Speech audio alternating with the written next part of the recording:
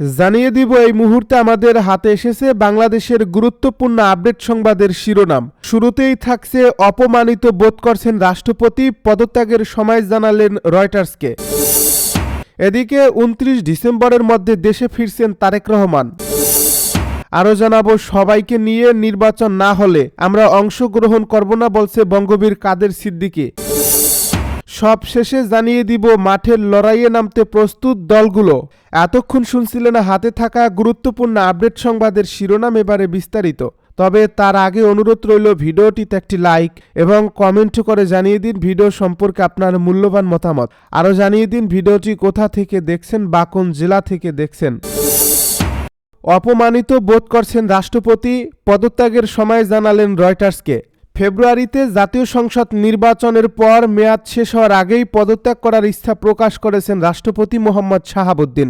রয়টার্সকে দেওয়া এক সাক্ষাৎকারে তিনি জানান, ডক্টর মুহাম্মদ ইউনূসের নেতৃত্বাধীন অন্তর্বর্তীকালীন সরকার থেকে অপমানিত বোধ করছেন তিনি। রয়টার্সের এ প্রতিবেদনে বলা হয়, রাষ্ট্রপতি হিসেবে শাহাবুদ্দিন দেশের সশস্ত্র বাহিনীর প্রধান, কিন্তু বাস্তবে আনুষ্ঠানিক এবং কার্যনির্বাহী ক্ষমতা প্রধানমন্ত্রী ও মন্ত্রিসভার হাতে থাকে। তবে 2024 সালের অগাস্ট শিক্ষার্থীদের নেতৃত্বাধীন গণ অভ্যুত্থান তৎকালীন প্রধানমন্ত্রী শেখ হাসিনাকে দিল্লিতে পালিয়ে যেতে বাধ্য করলে রাষ্ট্রপতির অবস্থান বেশ গুরুত্ব পায়। সংসদ ভেঙে পড়ার পর তিনি দেশের একমাত্র সাংবিধানিক কর্তৃপক্ষ হিসেবে দায়িত্ব পালন করেন। এ প্রতিবেদনে আরও বলা হয়, 75 বছর বয়সী শাহাবুদ্দিন 2023 সালে শেখ হাসিনার নেতৃত্বাধীন আওয়ামী লীগের মনোনীত প্রার্থী হিসেবে প্রতিদ্বন্দ্বিতা ছাড়াই রাষ্ট্রপতি নির্বাচিত হন। তবে আগামী ফেব্রুয়ারির জাতীয় নির্বাচনে নিষিদ্ধ করা হয়েছে আওয়ামী লীগের অংশগ্রহণ। ঢাকায় সরকারি বাসভবন থেকে হোয়াটসঅ্যাপে দেওয়া সাক্ষাৎকারে রাষ্ট্রপতি বলেন, আমি চলে যেতে আগ্রহী। দায়িত্ব গ্রহণের পর এটি তার প্রথম মিডিয়া সাক্ষাৎকার। শাহাবুদ্দিন বলেন, নির্বাচন না হওয়া পর্যন্ত আমার কাজ চালিয়ে যাওয়া উচিত। সাংবিধানিকভাবে রাষ্ট্রপতির পদের কারণে আমি আমার অবস্থান ধরে রাখছি। তিনি জানান, প্রধান উপদেষ্টা ডক্টর ইউনূস তার সঙ্গে প্রায় 7 মাস ধরে দেখা করেননি। তার প্রেস বিভাগ সরিয়ে নেওয়া হয়েছে এবং সেপ্টেম্বরে বিশ্বজুড়ে বাংলাদেশি দূতাবাসগুলো থেকে তার ছবিও সরিয়ে ফেলা হয়েছে। 29 ডিসেম্বরের মধ্যে দেশে ফিরছেন তারেক রহমান। চলতি মাসের 29 ডিসেম্বরের মধ্যে দেশে ফিরছেন বিএনপির ভারপ্রাপ্ত চেয়ারম্যান তারেক রহমান। দেশে ফিরে আগামী ত্রয়োদশ জাতীয় সংসদ নির্বাচনে তিনি বগুড়া 6 আসন থেকে নির্বাচনে অংশ নেবেন। গত 3 নভেম্বর গুলশান কার্যালয়ে বিএনপির মহাসচিব মির্জা ফখরুল ইসলাম আলমগীর তারেক রহমানের নির্বাচনে অংশ নেওয়ার কথা জানান। তবে তিনি নির্বাচনে অংশগ্রহণ করলেও এখন পর্যন্ত ভোটার হননি। ভোটার হয়ে প্রার্থী হতে গেলে আগামী 29 ডিসেম্বরের মধ্যে তারেক রহমানকে দেশে ফিরতে হবে। ইসির নির্বাচন সংশ্লিষ্ট কর্মকর্তারা এই তথ্য জানান। তারা জানান, দেশে ফিরেই ভোটার হওয়ার জন্য কমিশনে আবেদন করবেন, এরপর ভোটার হয়ে উনি প্রার্থী হতে পারবেন। বৃহস্পতিবার ঘোষিত তফসিল অনুযায়ী আগামী 12 ফেব্রুয়ারি ত্রয়োদশ জাতীয় সংসদ এবং গণভোট অনুষ্ঠিত হবে। নির্বাচনে অংশগ্রহণ ইচ্ছুক প্রার্থীরা 29 ডিসেম্বরের মধ্যে রিটার্নিং অফিসার বরাবর মনোনয়নপত্র দাখিল করার সুযোগ পাবেন। নির্বাচন কমিশন তফসিল ঘোষণা করলেও ভোটার হতে পারবেন বিএনপির ভারপ্রাপ্ত চেয়ারম্যান তারেক রহমান। ভোটার তালিকা আইন 2009 অনুযায়ী কমিশন চাইলে যে কোনো সময় ভোটারযোগ্য ভোটাররা ভোটার হতে পারবেন। এক্ষেত্রে কোনো আইনি বাধা নেই। ইসির যে কোনো সময় সংশোধিত ভোটার তালিকা প্রকাশ করতে পারেন। তবে বিএনপির ভারপ্রাপ্ত চেয়ারম্যান তারেক রহমান এখনও ভোটার হননি বলে জানিয়েছেন নির্বাচন কমিশনের ইসি সিনিয়র সচিব আক্তার আহমেদ। তিনি বলেন, কমিশন চাইলে উনি যে কোনো সময় ভোটার হতে পারেন। ভোটার তালিকা আইন 2009 এর 15 ধারায় স্পষ্ট বলা আছে, কমিশন যে কোনো সময় কোনো ভোটার তালিকায় উহাতে অন্তর্ভুক্ত হওয়ার অধিকার কোনো ব্যক্তির নাম অন্তর্ভুক্ত করতে পারবে। 17 ধারায় আরও বলা আছে, কমিশনের সিদ্ধান্ত বাংলাদেশের কোনো আদালতে প্রশ্ন করা যাবে না। লন্ডন সূত্রে জানা গেছে, যেহেতু নির্বাচনের তফসিল ঘোষণা হয়ে গেছে, সেহেতু তারেক রহমান যে কোনো সময় দেশে ফিরবেন। 29 ডিসেম্বরের মধ্যে দেশে ফিরে নির্বাচনে অংশ নেবেন। মহান বিজয় দিবসে তারেক রহমানের দেশে ফেরার গুঞ্জন শোনা গেলেও চলতি মাসের শেষ সপ্তাহে তিনি দেশে ফিরছেন বলে নিশ্চিত করেছেন উনার আস্থাভাজন একাধিক ব্যক্তি। সেইভাবে তারেক রহমানের সফর সঙ্গীরাও প্রস্তুতি নিচ্ছেন। সবাইকে নিয়ে নির্বাচন না হলে আমরা অংশগ্রহণ করব না, বলছে কাদের সিদ্দিক। কৃষক শ্রমিক জনতা লীগের সভাপতি বঙ্গবীর আব্দুল কাদের সিদ্দিকী বীর উত্তম বলেছেন, সবাইকে নিয়ে যদি নির্বাচন হয় তাহলে কৃষক শ্রমিক জনতা লীগ নির্বাচনে অংশগ্রহণ করবে। যদি দেশের সংখ্যাগরিষ্ঠ মানুষ বাদ থাকে, শুধু বিএনপি, এনসিপি, জামাত নির্বাচনে অংশগ্রহণ করে, তাহলে 20% মানুষও ভোট দিতে যাবে না। সে ভোটে আমরাও যাব না। বৃহস্পতিবার বিকেলে টাঙ্গাইল শহীদ স্মৃতি পৌর উদ্যানে কাদেরিয়া বাহিনীর আয়োজনে টাঙ্গাইল হানাদার মুক্ত দিবস উপলক্ষে মুক্তিযুদ্ধদের সভায় তিনি এসব কথা বলেন।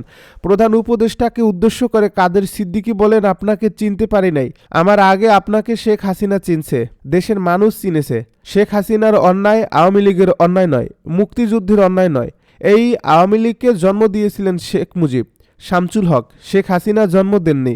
শেখ হাসিনার বিচার করবেন ভালো কথা, কিন্তু আওয়ামী লীগের বিচার করবেন না, পারবেনও না। আইয়ুব খান পারে না, ইয়াহিয়া খানও পারে নাই, আপনারাও পারবেন না। আওয়ামী লীগের যারা দোষী, যারা অন্যায় করেছে তাদের বিচার করেন, কিন্তু সবাই তো দোষ করে নাই। তিনি আরো বলেন, শেখ হাসিনাকে আমি রাজনৈতিকভাবে কখনো সমর্থন করি না, কারণ সে মনে করত দেশটা তার বাপের। আর আমি মনে করি বঙ্গবন্ধু দেশের সেবক, আমিও দেশের সেবক, আমরা সবাই আল্লাহর গোলাম। বঙ্গবন্ধুর নেতৃত্বে যুদ্ধ করেছিলাম, জিয়াউর রহমানও করেছিলেন, দুজনকে বীর উত্তম খেতাব দিয়েছিলেন বঙ্গবন্ধু সরকার।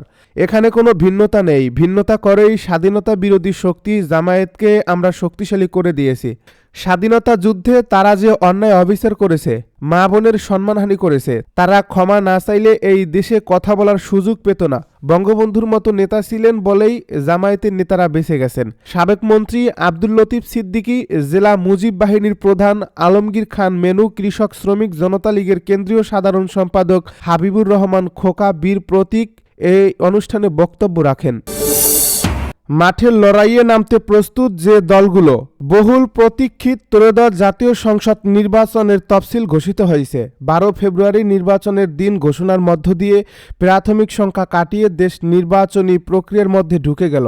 তফসিলের পর এখন রাজনৈতিক দলগুলোর পুরো মনোযোগ নিবদ্ধ হবে নির্বাচনের দিকে। নির্বাচন ঘিরেই তাদের সব কার্যক্রম পরিচালিত হবে। আগে থেকেই শুরু হওয়া বিএনপির, জামায়াতে ইসলামী সহ দলগুলোর প্রচারণা কার্যক্রম এখন আরও গতি পাবে।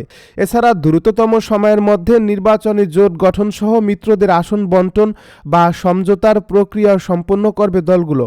সব মিলিয়ে রাজনৈতিক দলগুলো এখন ভোটের লড়াইয়ের জন্য প্রস্তুত। দলগুলো সহ দেশের মানুষ এখন অপেক্ষা ভোটের দিনের। দেশবাসীর প্রত্যাশা, উৎসবের আমেজে নির্বাচন অনুষ্ঠিত হবে। রাজনৈতিক দলগুলোর শীর্ষ নেতারা জানান, দীর্ঘ 15 বছর দেশে সুষ্ঠু ভোট হয়নি, মানুষ তাদের ভোটাধিকার প্রয়োগ করতে পারেনি, যে কারণে ভোটের জন্য মানুষ এখন মুখিয়ে আছে। তফসিলের পর এখন জনগণ ভোটের দিনের অপেক্ষায়। তবে অবাধ, সুষ্ঠু ও গ্রহণযোগ্য নির্বাচন অনুষ্ঠানে কিছু চ্যালেঞ্জের কথাও জানান নেতারা। তারা বলেন, ভোটের সুষ্ঠু ও গণতান্ত্রিক পরিবেশ নিশ্চিত করতে হবে নির্বাচন কমিশনকে। সব দলকে ভোটের মাঠে সমান সুযোগ দিতে হবে। আগামী নির্বাচনে একটি পক্ষ থাকছে না। সাম্প্রতিক নির্বাচনগুলোতে একটি পক্ষ অংশ নেয়নি, এবার আরেকটি পক্ষ নেই। 24-এর গণ অভ্যুত্থানে যারা পক্ষভুক্ত দল তারা আছে। সুতরাং দলগুলো নিজেদের মধ্যে এমন কোনো আচরণ করা যাবে না যেন আগামী নির্বাচন প্রশ্নবিদ্ধ, বিতর্কিত হয়। নির্বাচন প্রশ্নবিদ্ধ হলে পার্লামেন্ট বিতর্কের মধ্যে পড়বে, যার ফলে পরবর্তী সরকারকেও একটা বিতর্কের মধ্যে যাত্রা করতে হবে। তাই দেশীয় ও আন্তর্জাতিক পরিমণ্ডলে এই নির্বাচনের গ্রহণযোগ্যতা নিয়ে যেন কোনো প্রশ্ন না ওঠে। সব পক্ষকে অত্যন্ত যত্ন, মনোযোগ ও সতর্কতার সঙ্গে সেটি বিবেচনায় নিতে হবে। নির্বাচন সামনে রেখে বিএনপি, জামায়াত ইসলামী সহ কয়েকটি দল বেশ আগে থেকেই মাঠে রয়েছে। দলীয় প্রার্থিতা ঘোষণার পর গণসংযোগের পাশাপাশি নির্বাচনী জোট ও আসন সমঝোতা নিয়েও দলগুলো কাজ করছে। এরই মধ্যে 3টি নির্বাচনী জোট গঠিত হয়েছে। 9টি বাম দল নিয়ে গঠিত হয়েছে গণতান্ত্রিক যুক্ত ফ্রন্ট। জাতীয় পার্টির একাংশ ও জাতীয় পার্টির জেপির নেতৃত্বে এসেছে নতুন জোট, জাতীয় গণতান্ত্রিক ফ্রন্ট। জাতীয় পার্টির আনিসুল ইসলাম মাহমুদ ও আনোয়ার হোসেন মঞ্জুর নেতৃত্বাধীন অংশ দুটি সহ মোট 18টি দল থাকছে এই জোটে। তবে আলোচনায় জাতীয় নাগরিক পার্টি, এনসিপি, এবি পার্টি ও রাষ্ট্র সংস্কার আন্দোলন নিয়ে গঠিত নতুন গণতান্ত্রিক সংস্কার জোট। অন্যদিকে বিএনপির নেতৃত্বেও জোট গঠনের প্রক্রিয়া চলমান রয়েছে। ফ্যাসিবাদ বিরোধী যুগপৎ আন্দোলনের মিত্ররা ছাড়াও জামায়াতের বাইরে 2-1টি ইসলামী দল এই জোট অন্তর্ভুক্ত হতে পারে। এছাড়া জামায়াত ইসলামীর নেতৃত্বাধীন 8টি ইসলামী দলের জোটও আসন সমঝোতার বিষয়ে আলোচনা শুরু করছে। ওয়ান বক্স পলিসি, অর্থাৎ একটি বাক্সে ইসলামী দল দলগুলোর সব ভোট যাতে পড়ে সেই পলিসি নিয়ে অগ্রসর হচ্ছে তারা। পুনর্গঠন হচ্ছে প্রগতিশীল ইসলামী জোট। নির্বাচন সামনে রেখে পুনর্গঠন হচ্ছে ইসলামী গণতান্ত্রিক পার্টির চেয়ারম্যান এম.এ. আউয়ালের নেতৃত্বাধীন 15 দলীয় প্রগতিশীল ইসলামী জোট। পুনর্গঠন উপলক্ষে গতকাল জোটের কেন্দ্রীয় কার্যালয়ে বৈঠক অনুষ্ঠিত হয়। সেখানে সভাপতির বক্তব্যে সাবেক সংসদ সদস্য এম.এম. আউয়াল বলেন, নির্বাচন সামনে রেখে বৃহৎ জোট গঠনের প্রক্রিয়া চলছে।